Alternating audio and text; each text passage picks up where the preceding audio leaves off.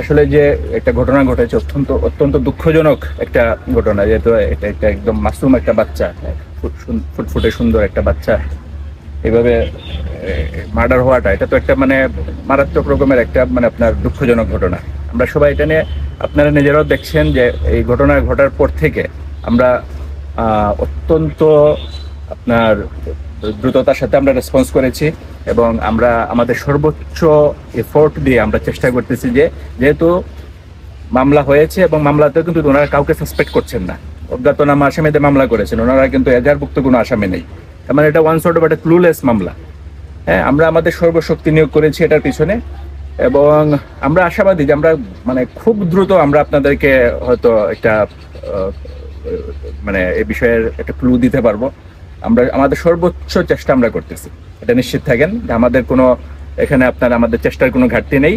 এবং আমি তো নিজেও আসছি, ঘটনার সঙ্গে সঙ্গে আমাদের এডিশনাল এসপি সে এসেছে, ওসি তো আসছেই, আমরা সবাই ডিবি টিম কাজ করতেছে, একই সাথে আমাদের অন্যান্য যে পুলিশের সংস্থা আছে তারাও এটার পিছনে ছায়া তদন্ত করতেছে। সো আমরা আশা করি যে আমরা খুব শীঘ্রই এটা আমরা একটা মানে আপনার এটা ওই রহস্যটা বের করতে পারবো যে কি ঘটনা, কে মারলো তাকে। এবং এটা নিয়ে আসলে এটাতে আমাদের আন্তরিকতার কোনো ঘাটতি নাই, আপনারা এটা দেখছেন এবং আসলে ঘাটতি থাকার তো কোনো কারণও নাই। তো আমরা আমাদের সর্বোচ্চ এফোর্ট দিয়ে আমরা এটার পিছনে লেগে আছি, আশা করি আমরা খুব দ্রুত আপনাদেরকে একটা ভালো খবর দিতে পারবো। জিজ্ঞাসাবাদে আশানুরূপ কিছু পাওয়া গিয়েছে? এই মুহূর্তে আসলে তদন্ত শেষ না করে এগুলা নিয়ে কমেন্ট করা আসলে ঠিক না, আমরা আমাদের মতো চেষ্টা করে যাচ্ছি। হ্যাঁ, আরেকটি বিষয়, যেমন আসলে গত 1-1.5 মাস বা 2 মাসের প্রিভিউস যদি দেখি, এই গাজীপুরের এই কাপাসিয়ায় কিন্তু কয়েকটি হত্যাকাণ্ডের ঘটনা ঘটেছে। এতে কি আমরা বলতে পারি যে আইন শৃঙ্খলার অবনতি ঘটেছে?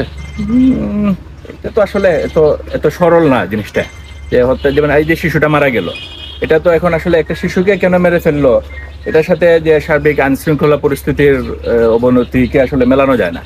আমরা দেখি চেষ্টা করে কারণটা কি আমরা খুঁজে বের করি, দেন হয়তো আমরা কমেন্ট করতে পারবো যে কি। আর আদার্স কোন হত্যাকাণ্ড কথা উনি বলছেন? ওই গত 13 তারিখে একটি চাঁদপুরে একটি ঘটনা, আর ডিসেম্বরের 13 তারিখে জানেন কিনা ওইটার মেডিকেল রিপোর্টে কি আসছে? মেডিকেল রিপোর্টে কিন্তু আসছে উনি ডেঙ্গু আক্রান্ত এবং হেমোরেজিক এর জন্য উনি মারা গেছে। ঠিক আছে, এনিওয়ে আমি এই মুহূর্তে এটা নিয়ে কথা বলার জন্য প্রিপেয়ার্ড না, আমি যে ইস্যুটা নিয়ে কথা বলছি।